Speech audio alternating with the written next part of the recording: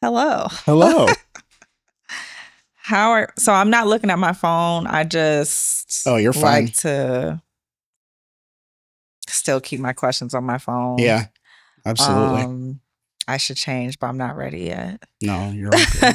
I like being able to scroll. Oh, this is not a good one. Let me scroll. No, for real. I do the same thing. Yeah. I was at one of the candidate forums and I saw people have their stuff on their phone and I was like, yeah, I need to do that, but I don't want people to think like you're texting in the middle of the debate.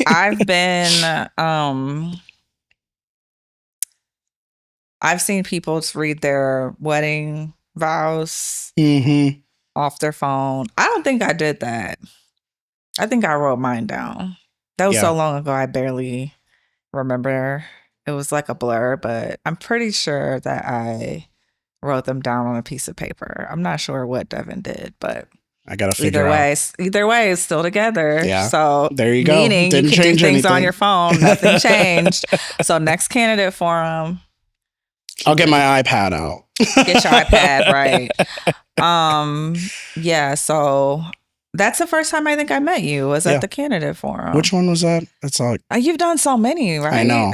We did like 10 of them, something like that. Were you anticipating that this journey would be, I mean, I'm sure you know it was going to be hard work, but how it's been, were you anticipating how it has been? And tell me how it has been.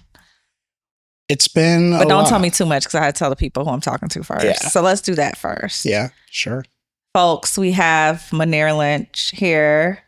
If you don't know who Mounir is, you will know soon because he's running for school board in Columbus.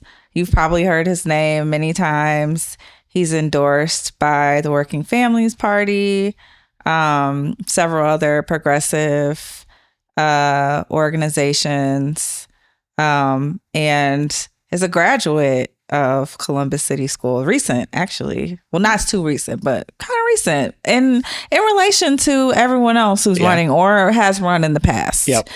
And so, I'm so excited to welcome you here. I was so excited to see someone who has been in the district fairly recently, who has, I think, a fresh take on what's happening and what needs to happen. And so I'm just really excited to welcome you to come talk to us. You're a very special guest. Thank you so much. I'm really excited and appreciate you having me here today. Of course. You do a lot of great things here. So I've been looking forward to it. Thank you. Yeah. I really appreciate that. Of course.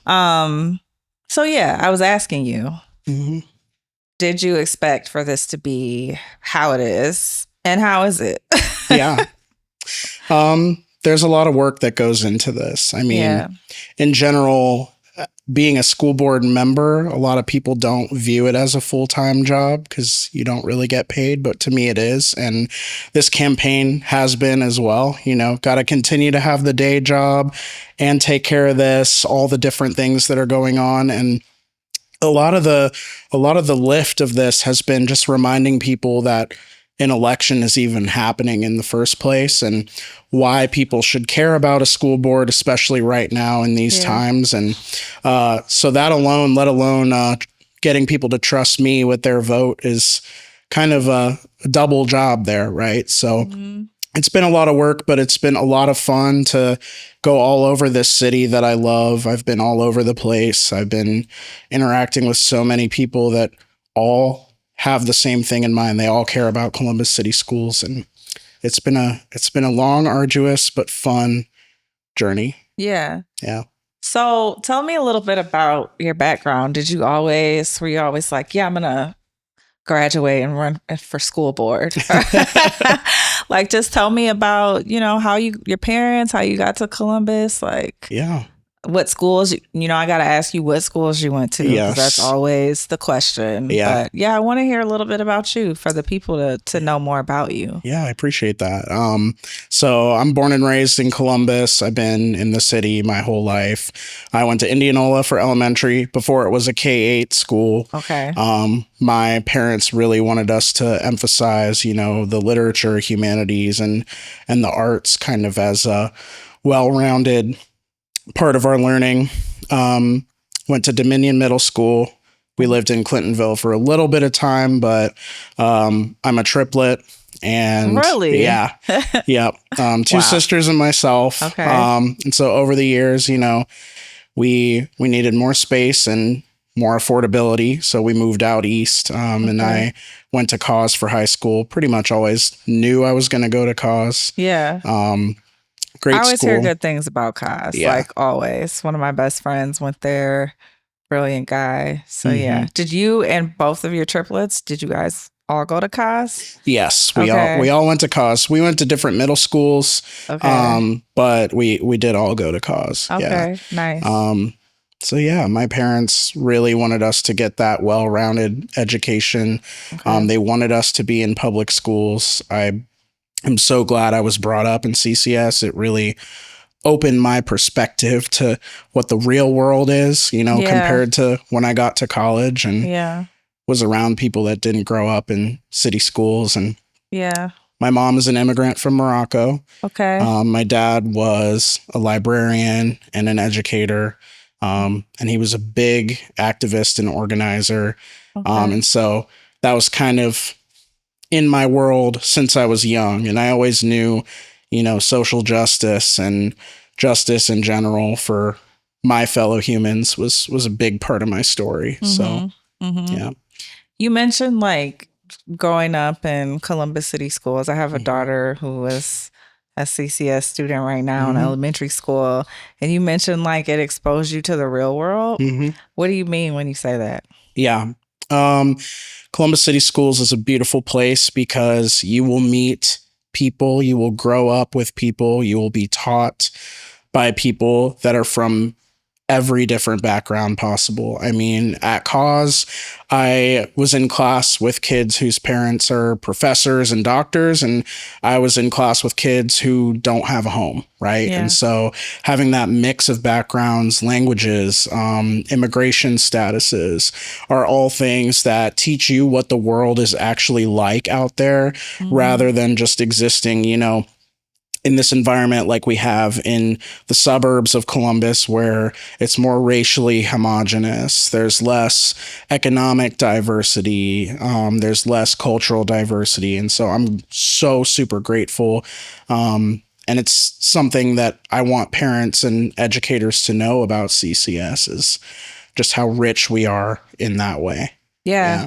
And I agree with you.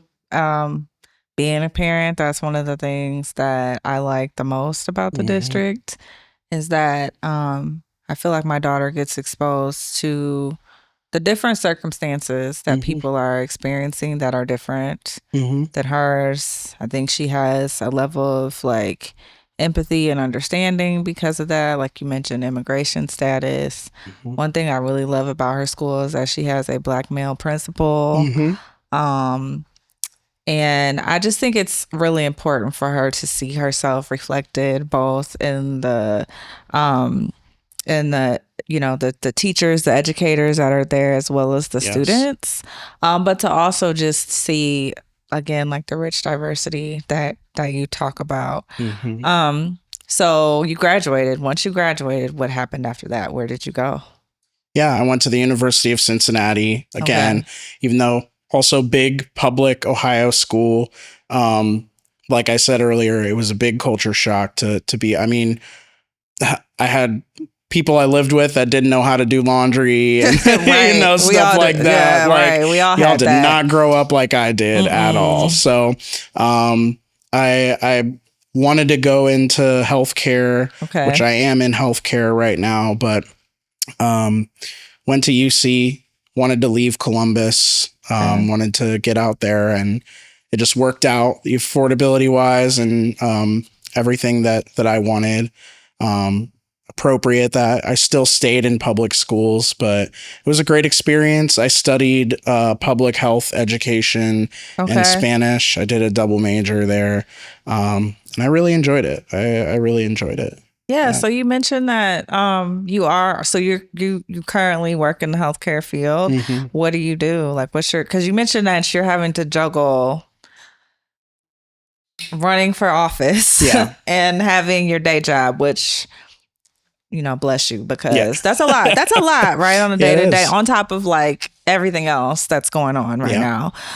So tell me a little bit about what your day to day is like. Yeah, so I'm a health educator by training. So a lot of times people think of like the gym teacher or the health teacher. That's not exactly what I do.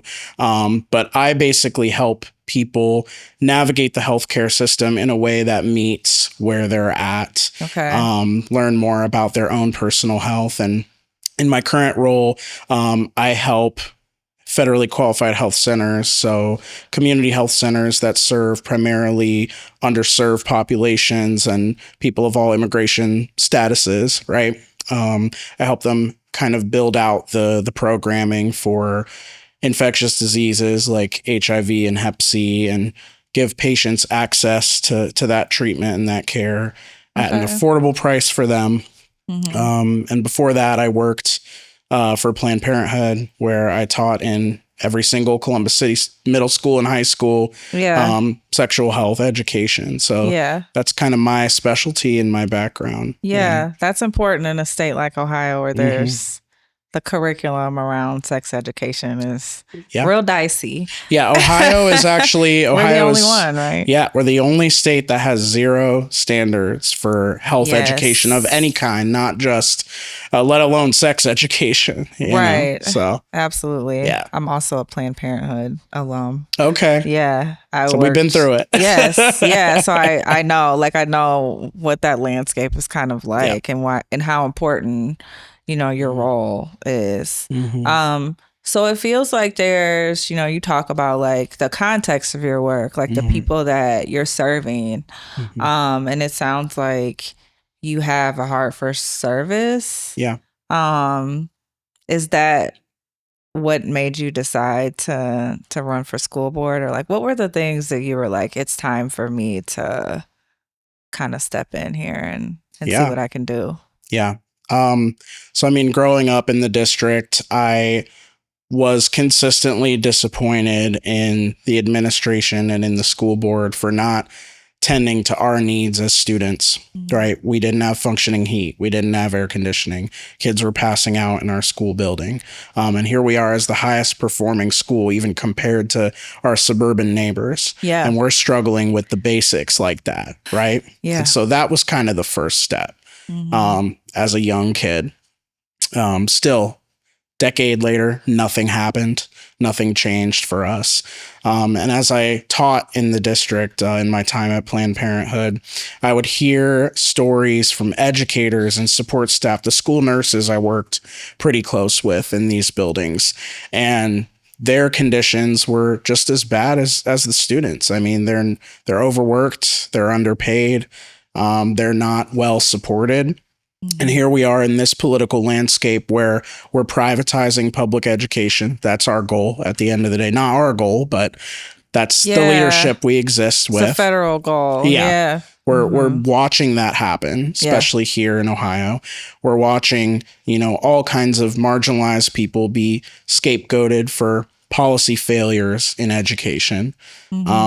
And we continue to suffer, and we continue to not have leadership that has the mindset of supporting our staff, supporting our students, and the people who do the thing every single day. And I've been so consistently disappointed in my time doing activism for public education, working in the buildings, learning in the buildings over and over again. What's going on here for people that are publicly supportive of public education to be leading our district in this way? And things have gotten so much worse. Yeah.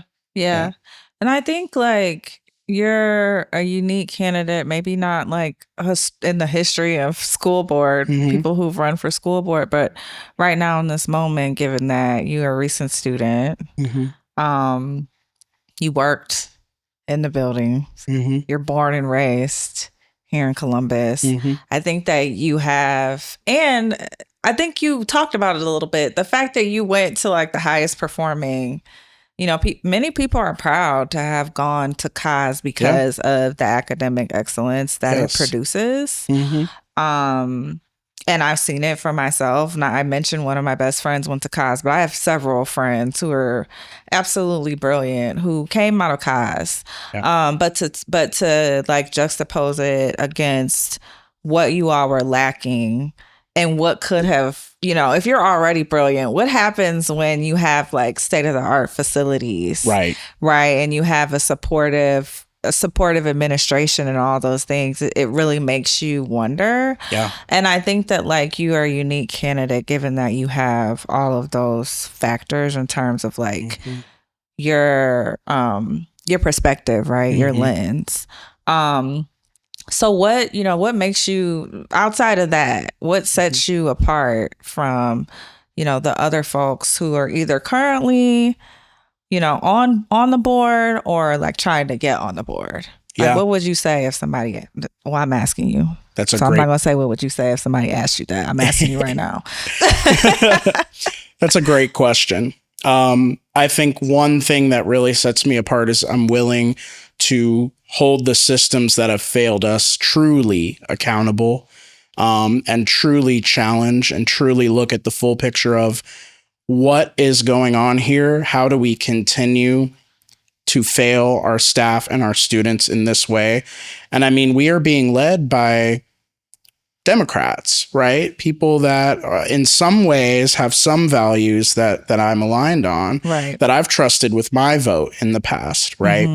And to me are so concerned about their future political ambitions that it reflects the work that they do as board members. And so for me, I think of this as another full-time job because we have an emergency on our hands in public education. Yeah. And, for me, it's different because this is not just, the stepping stone. Oh, I want to run for Congress someday. I better start here as a young person running for school board, because there are things more important than what people want for their future, right? Here we have a very big public school district, very complicated landscape, and a lot of challenges that currently exist and that are on the way. And so I think, my vision for Columbus City Schools really centers the people, versus a lot of these systems of power and domination that have really held us back. And your own political dreams or whatever. But I will say, I think about that a lot because I always hear folks say, school board is a stepping stone for a lot of people to go to the next thing. So I will say to you, if you do a good job,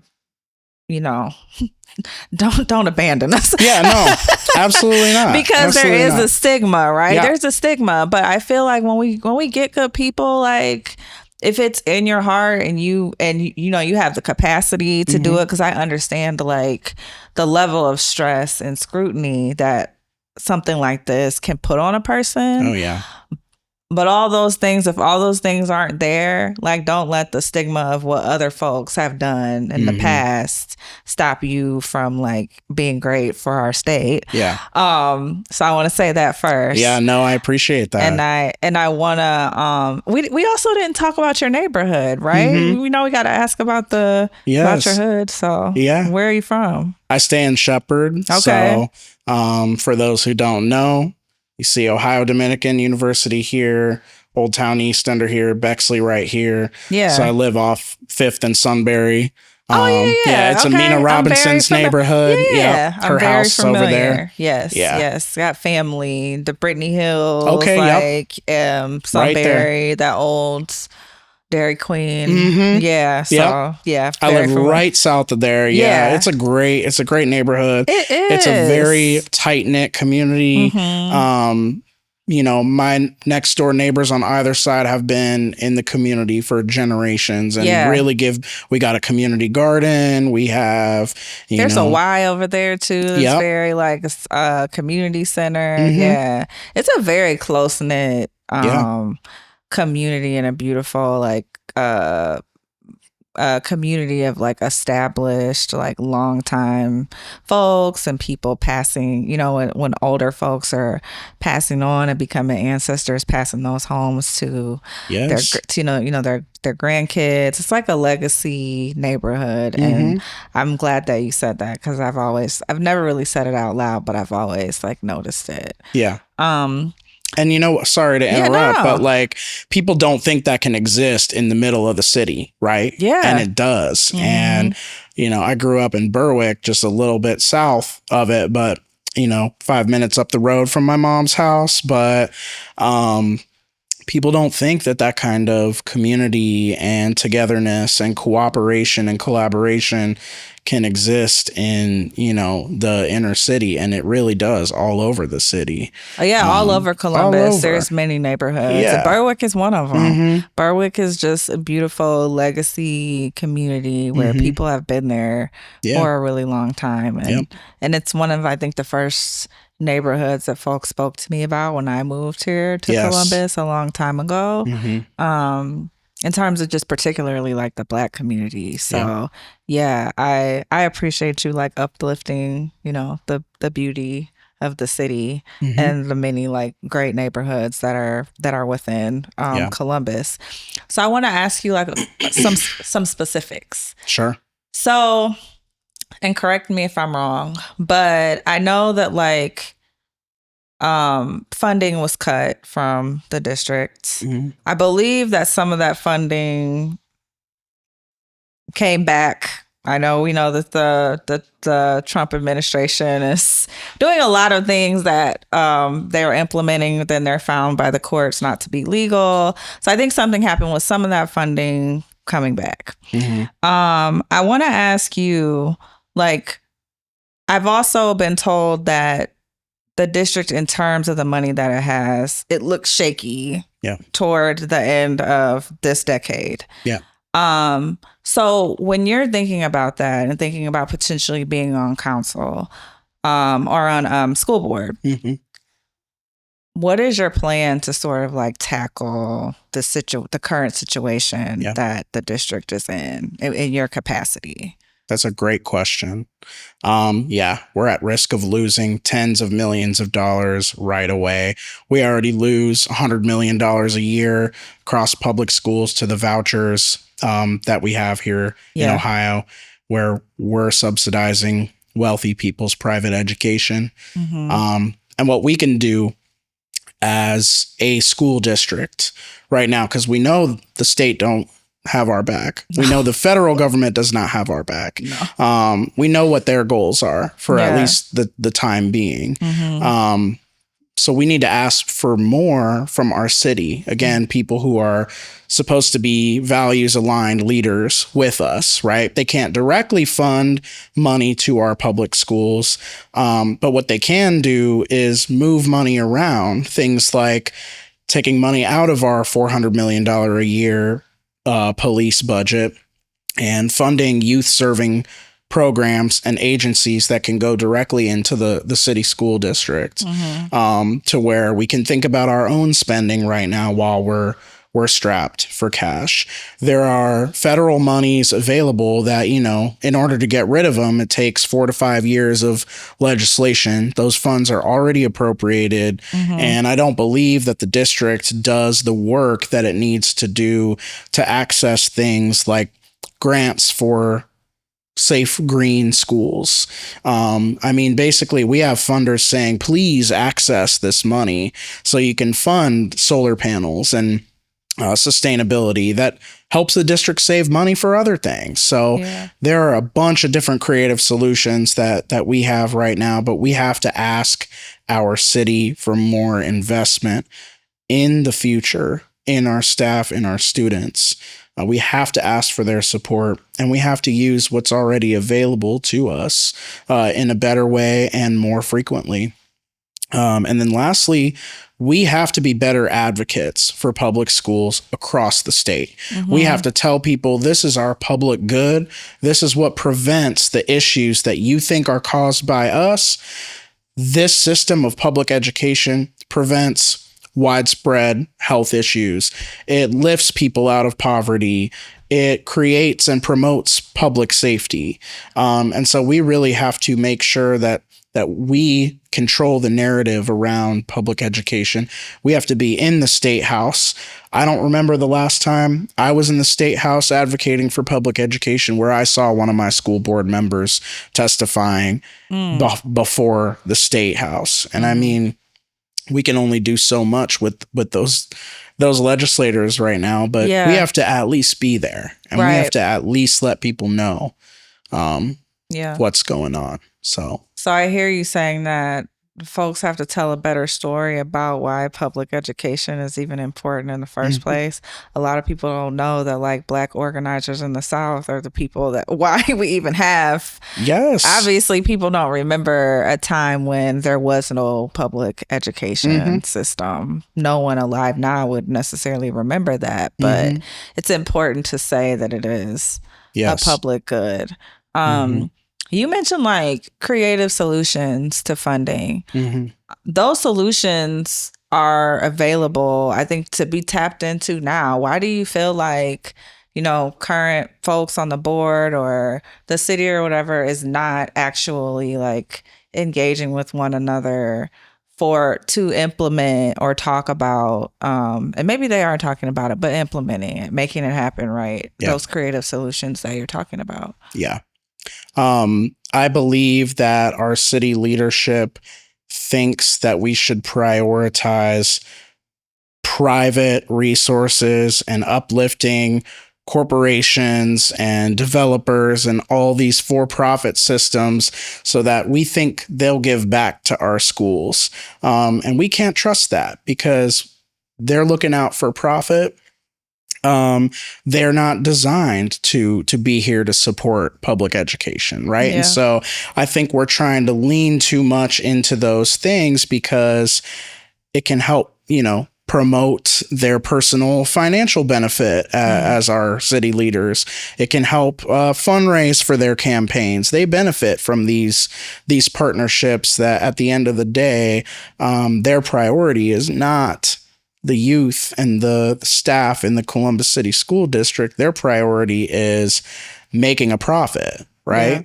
So I think the priorities are all out of whack. And so it becomes, well, how can we get, you know, cornucopia construction to build the cheapest labor possible rather than how can we access a grant for solar panels or more sustainable HVAC systems in our buildings, right? So I hear a lot of people, I've heard many people say this, like, oh, I thought the casinos were going to bring more money to the schools and to the district, and what's happening?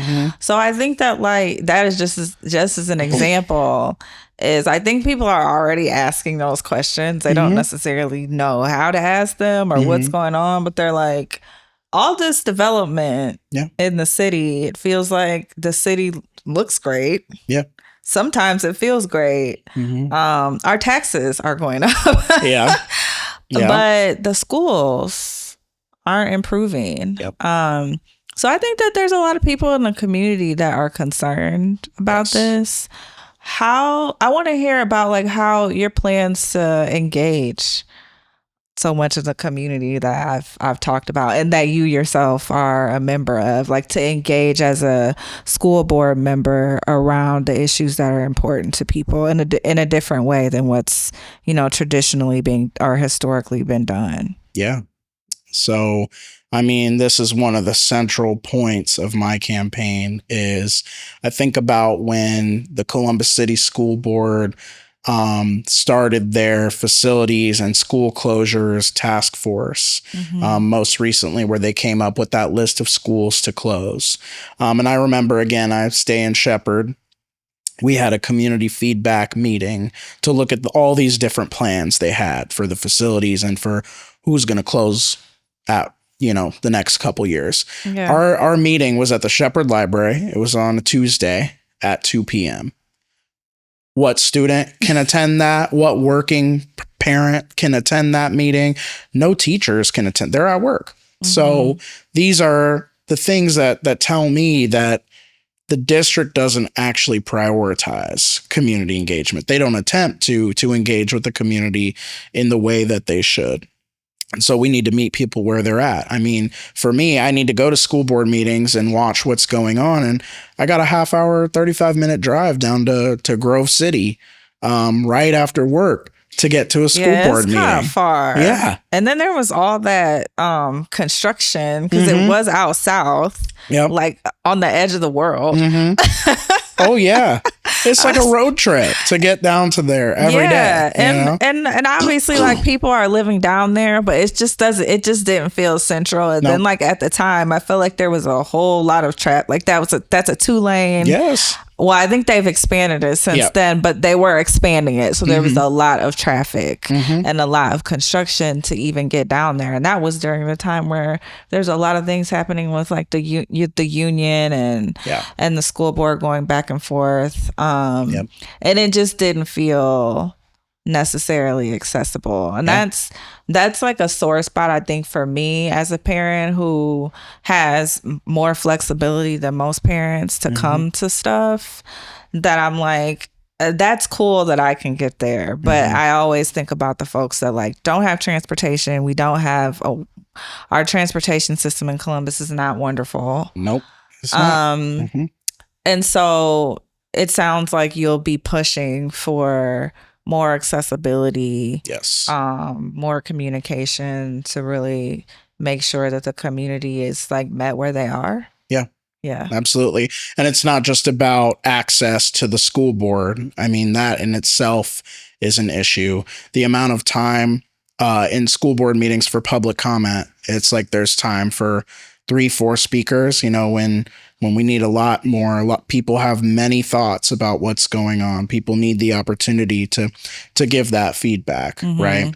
There's not a guarantee that every school board member is going to be at the meeting early to do their office hours with their constituents, to hear their concerns. And frankly, it doesn't seem like it's a priority that they even attend. You might get one school board member there to hear your comments before the meeting. People show up late. They don't take the job seriously. And I know you don't get paid really for it, but everybody knows you don't get paid before you don't get paid. Exactly. So that's what we sign up for. And so it's not only just about making the school board itself more accessible to the community, it's the everyday operations of the district. I mean, we have a very complicated system of how we communicate information to families. We took away, about I'm mad about Class Dojo. Yeah. For real. I know it sounds petty. No. But I'm like, that was just a way for me to, like, see pictures and get messages in the middle of the day. If my daughter's teacher needed to, if she fell and skinned her knee, they would message me, like, and I could respond right back because the notification was going to pop up on my phone. And to know that there was, like, a couple legislators whose names I won't even call because they should have known better. And I can't even think of them all off the top of my head. But there was a few when I was reading the list. I was like, come on, I know you know better. It makes it really hard to have that, like, constant kind of, like, text communication. And I know the reason for that was said to be, like, student security or whatever, but I don't feel like, and this is just my feelings, I don't feel like it makes students more secure when it's harder to get to their parents or guardians. Right. I just went on a rant. I've been meaning to talk to somebody about that. No, I appreciate hearing that because I feel the same way. I mean, I'm not a parent, but again, I talk to voters and parents and teachers every single day, the people that I hope to serve. And you hear about little things like that. You hear about, the way that they communicate bus routes with families, and where's your kid even at right now? Are they going to head home on time? Things like that are just the nitty gritty details of running the largest school district in the state. That again are reflective of that lack of community engagement, that lack of understanding. And we're in a time where parent involvement in their child's education is already fairly low. And so we need to do our best to open up the channels for for, caregivers, caring adults, whether it's parents, grandparents, aunties, whatever it might be, to be directly involved in their students' education, because it directly correlates with their safety and their success as a student. So yeah, and I definitely empathize with the teachers who are trying to communicate with a lot of people over any given day. Yep. But it goes back to kind of what you were talking about earlier, is that people and the board needs to be at the Statehouse if they're not at the Statehouse, because that was some legislators who probably some of them don't even have children. Yep. In anybody's district, they might have grown kids or kids who are too young to be, K through 12, that made a decision that I think was short-sighted. And so it definitely speaks directly to what you said about folks needing to be at the Statehouse and really talking to these legislators about the decisions that they're making. Yes. And frankly, it's a little shocking that, you said that you've been up there a lot for a lot of different reasons, I'm sure. Yeah. And haven't seen folks. Yeah. That's concerning. I want to talk about too, I didn't know this, but I knew that there was a fight between, the state and the district about paying for transportation for charter schools, for kids who have vouchers. But I did not know that there's a daily charge. It's either daily or weekly to the district. Yeah. Whenever they decide not to comply. Yes. And pay for busing for students. Yes. Can you talk a little bit about, what you would do to kind of help mitigate some of this? And I definitely am in alignment with the district that I don't think that public school dollars should be used for this. But I want to know a little bit about your perspective and your plan on how you would, try to tackle something like this, because it's a huge it's a huge cost over a school year. Yes. To be fined for this daily. But I also feel like I'm glad that they're standing on business about it. I am too. Yeah. I think it's good that they take a stand on that. I mean, frankly, we can't afford it, and the only reason why we do things like that is the state, who does not support public, especially urban public schools. Yeah. Telling us that we're responsible for non-public schools transportation. It's a very complicated thing. It gets messy, but we just saw United Schools Network, a big charter school, very well-resourced charter system. They got together and they arranged their own transportation. They got their whole own bus system. And I know I have to do more research on what that looks like, but they were able to do it. And a lot of these, charter companies, right down the street, literally I can see it from my house, the Shepherd School, it used to be Shepherd Elementary. It's run by a for-profit out-of-state company. We don't have to pay for that. Yeah. And so I do think taking a stand on that is important. It gets complicated messing with the legal system, with the state, with the attorney general, who is not a friendly person by any means. No. But, we have to continue to communicate what the reality is, what our resources are. I mean, we can't even properly bus our own students. We have really slow routes. We have poor communication about that. And so, the call is coming from inside the house there, but yeah, that's true. They're capable, especially these bigger charter systems are capable of making things happen that way, especially when they're receiving public dollars, especially, schools that get school vouchers, in this system in Ohio. We just got to keep pushing. Yeah, absolutely. Yeah. I want to shift gears a little bit. And ask you about this.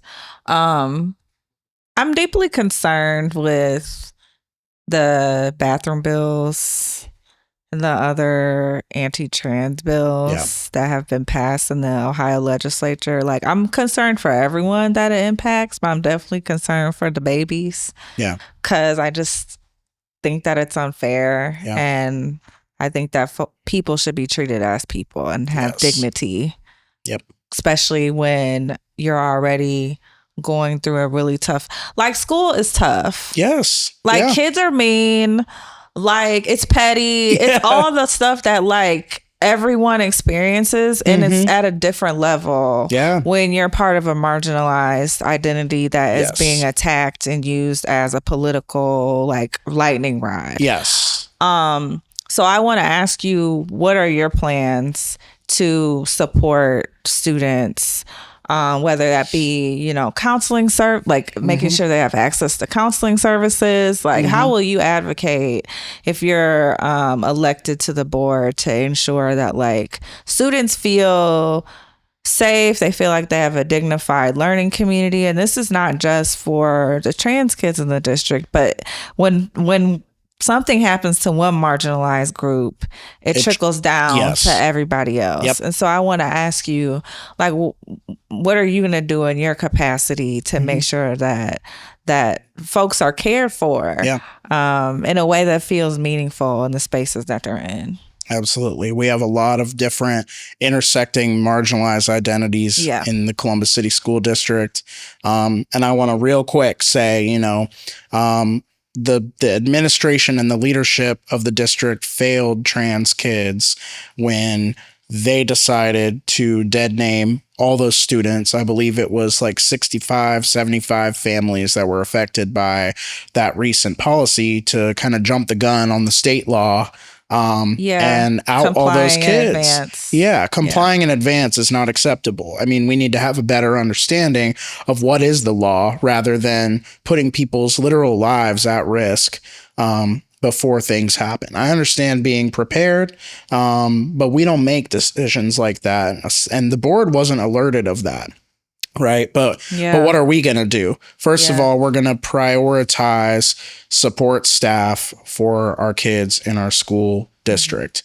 There are counselors and school psychologists, which is different things, that are at multiple sites. And they can't have an effective therapeutic relationship with a student or a school community when they are being stretched thin. And so there are people, I'm going to social work school. There are people that need jobs, and we can provide them. We can prioritize creating those opportunities so that each building has a source of support, no matter what marginalized identity they hold.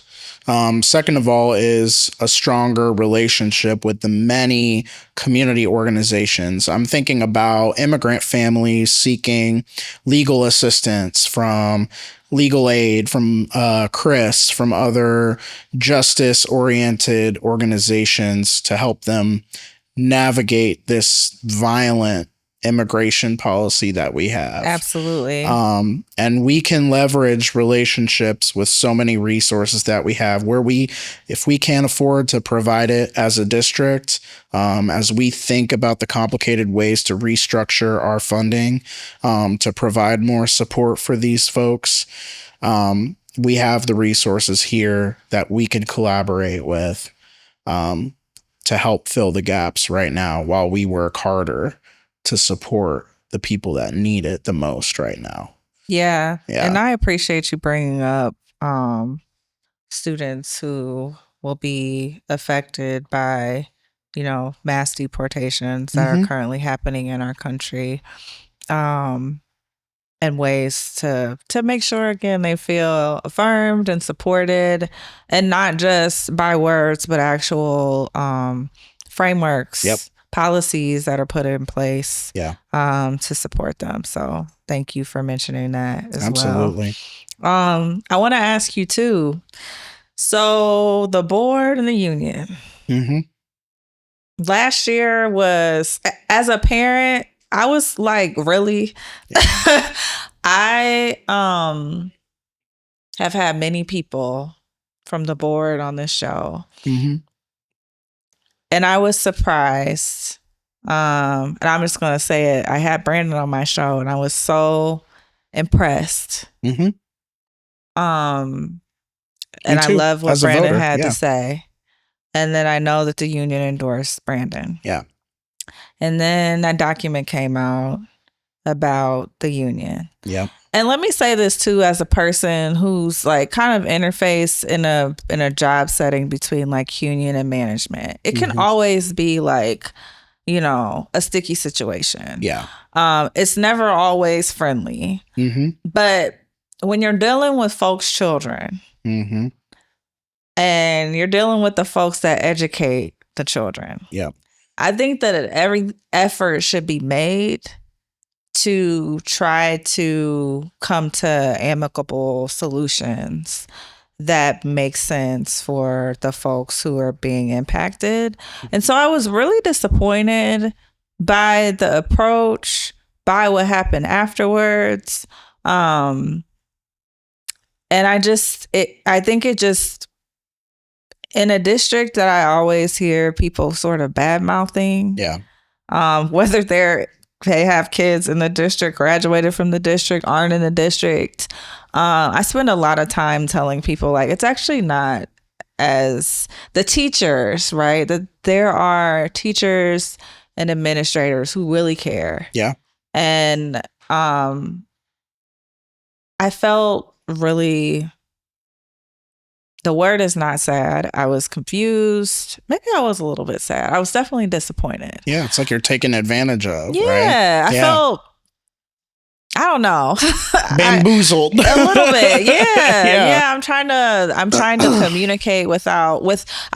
communicate about this while understanding that people deserve to be able to make a mistake and learn from it and grow.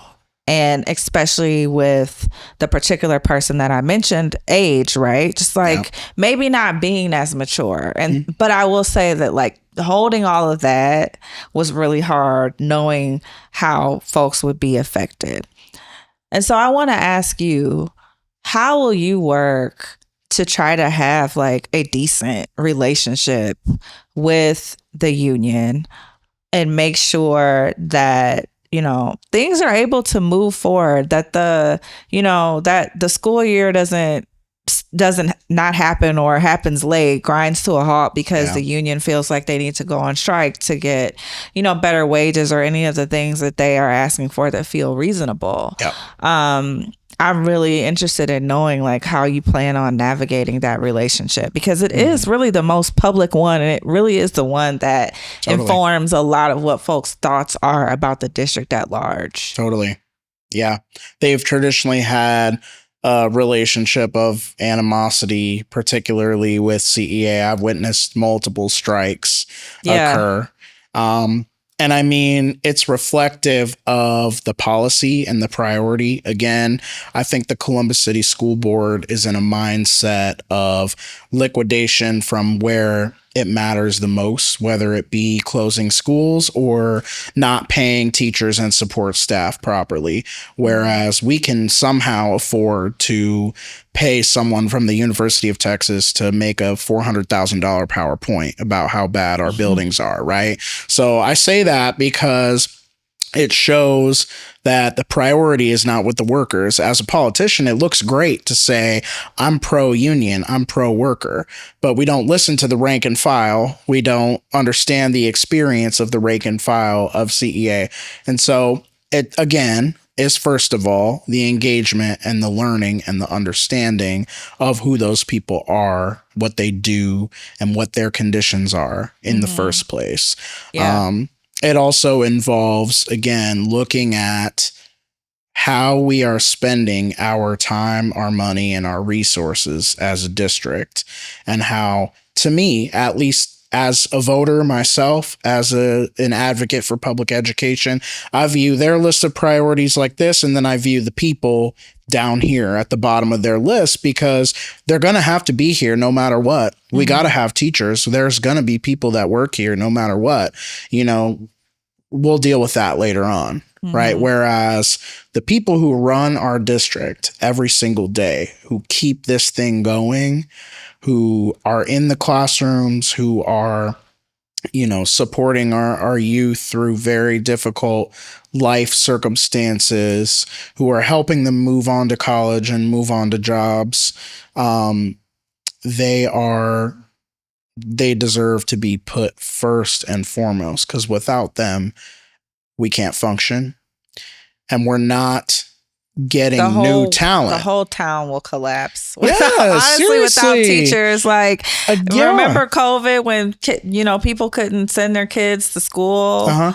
That was a societal collapse. Yes. Right. Yep. And it has affected so much. It's got a ripple effect. Yeah. It affects public health. It affects public safety. Public education really is the forefront of so many of these systems that we live in. Yeah. And in Columbus, where we're still living in segregation and we're still living in, I'm trying to have a 3-hour interview. Yeah. I'm like, we could do this all night. Yeah, sorry. I'm like, man, he's going down a long conversation. That's why we're doing this thing, Yeah, I'm happy to chat anytime. But I mean, again, to go back to the union, it looks really good for a politician on paper to say, I support the union. We're a union strong, solidarity. But the work has not been reflective of that. The receipts the receipts are not receding, and they are at the bottom of the list for them, straight up. I mean, it comes to business and public-private partnership, which is necessary. That's good in some ways, but the workers are down here, and it's just so obvious. Yeah. Well, I've asked you how you'll work with other people, but how will you, because you can't do it by yourself. No. So how are you going to work with the other people who are on the board? What is your plan on doing that? Because you'll be the new kid on the block. I will. You'll have your opinions and your thoughts that many people will very likely disagree with. Agree with some of it, but disagree with perhaps your approach. Yep. How do you plan on working with them to get things done? Yeah. Great question. We have 3 incumbents who are not coming back. And so regardless, almost half of that board is going to be new folks. And again, as a candidate, I got to take care of myself and put my vision forward, but I also pay attention to this race and who would look good in that seat. But also, I've been in conversation with every single school board member, whether they're, except 2 of them, who won't talk to me, but, you know what? But, you want to name names? Maybe not right now. Okay. I mean, we've mentioned one of them now today, but haven't spoken to him yet. But we'll see how that goes. Yeah. Another one is not going to be here next time around. Okay. So, but I've had conversations with them, and I've said, this is who I am. This is what I think is going to happen. They've shared with me what they think, the future looks like and what they would like to see happen in the near future. And those conversations are ongoing, right? Yeah. There are people definitely on the board that I'm more aligned with values and priorities wise. I think Sarah Ingalls is the shining star of the Columbus City School District. That's my opinion. Yeah. And, making sure that we're on the same page and that we're prepared to do the job from day one. I feel like Sarah, I had her on here too. And I feel like she's been consistent. Like if I pulled the tape. Yeah. The actions match the words, at least. I definitely look up to her. I think she's the kind of leadership our district deserves. But I think it's difficult to make difficult decisions. Very much so. And I think that she's shown that she has the capacity to do that even when others don't agree. Yeah. So it's really nice to hear you say that that's somebody that you feel like you look up to in terms of this role. Oh, I really I grew up and I taught in this district, and it's personal to me, right? Yeah. On someday, not super soon, I will have kids in this district. I want to send my kids to Columbus City schools, but like, I look at it that way, not as just as someone who wants to be on the board, as someone, all of us pay and invest our money into public education, right? It's something that promotes the public good, and people have a choice, right? Yeah. And a lot of people are choosing not to do so. Yeah. And I don't think it's because they don't like or love public school. A lot of folks who send their kids to private school went to public school themselves, but they don't feel like they have a choice. They're not getting some. I understand when a voter tells me, well, I don't want to send my kids, or I chose not to send my kids. I was just talking to a woman who said, you know, I grew up in CCS. I have generations of family in Columbus schools. But as soon as I could afford to move to New Albany, even if it meant getting a smaller apartment, when I lived in a house in the city, if I could send my kid to a school like that, you know, why wouldn't I? And I understand when people come to me and they say, I'm sending my kid to private school. I'm sending my kid even to a charter school, right? Because we haven't, for many folks, we failed them, especially people in, you know, neighborhoods that are more disadvantaged and lower resourced. This is, again, going a little off the question, but like, we don't even have equitable formulas for how our different neighborhoods are resourced in Columbus City schools. I mentioned that I went to CAHS and I went to Indianola and I went to Dominion. Dominion, especially, I'll name that, is at the time was located in Beachwald, where there's higher property prices. It's more white, frankly.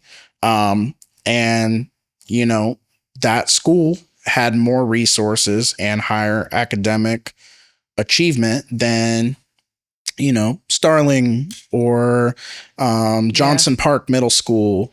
And again, we're a segregated city, and even within the district itself, where you live determines the quality of education. And I want a district in which every corner of the city you can access a good education. You know that you don't have to leave your neighborhood. You don't have to leave your community to go to a school that's going to support you, that's going to meet you and your family's needs, that's going to be a safe place to learn, that's going to have people working in that building that are satisfied with their jobs and want to come to work every day. That is what it's all about for me, every single corner of Columbus. Yeah. And that's not what we have. And when, again, as I'm a cheerleader for CCS, I want to help run this district as a board member, but I completely understand and empathize when someone comes to me and says, I'm not getting what I'm investing in with that district. As a fellow cheerleader, I understand it too. Yeah. You know, it's a year by year decision for me. It really is. Yeah.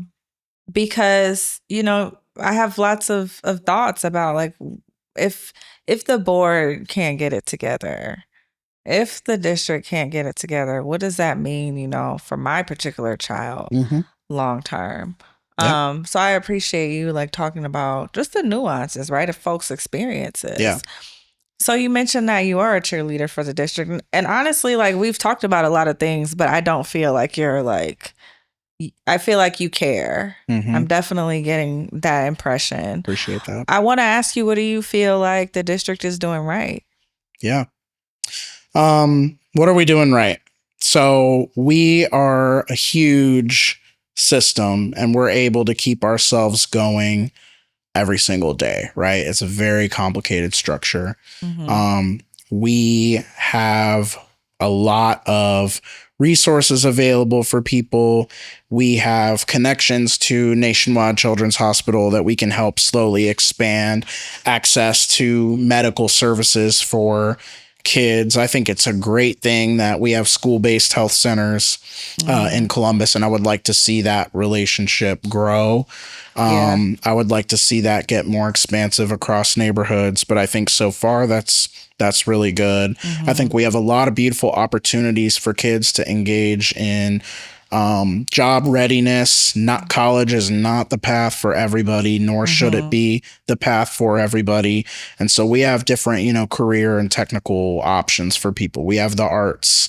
I would like to see those opportunities again more accessible across neighborhoods. But if someone wants to go to Fort Hays Career Center, there are a bunch of different opportunities. Yeah, absolutely. And then I'll lastly mention the Columbus Promise as something that I think is really good for Columbus City Schools students. Yeah. And one of my points of my campaign is I would like to see that expanded to support staff in the Columbus City School District, so that not just the youth, but those who want to continue their education, whether it's bus drivers or cafeteria workers or aides in the district, can expand and grow in their career and give back to the district as well. So that's a really excellent idea. Yeah. Thank you. Well, I just want to say that I've thoroughly enjoyed listening to you and talking to you. I don't think I asked you one question where you hesitated because you didn't know what to say. Thoughtful hesitation to answer the question, but I didn't feel like you don't know why you're here. And I mean that in the most sincere way possible. And I appreciate you for that, because I can tell you are very well prepared and know what you're talking about. And I appreciate you for not playing with my child or nobody else's. No, yeah. This is our future. We can't be messing around with that. Yeah. Right? Well, thank you, Mounir. Thank you so much for having me. Where can people find you if they want to support you? Yeah. I appreciate that. Or even if they want to send you like a mean comment. Please do. How can they find you? Yeah, we're on social media at Mounir for Schools on all the social media. Okay. Mounir for Schools, MOUNIR for schools.com. And then again, we are running against a slate of candidates who are supported by a huge PAC that are funded by literally only CEOs from Columbus, different corporations. And so I really encourage people, if they resonate with what I've shared, to chip in whatever they possibly can. You can access the donation link on our website.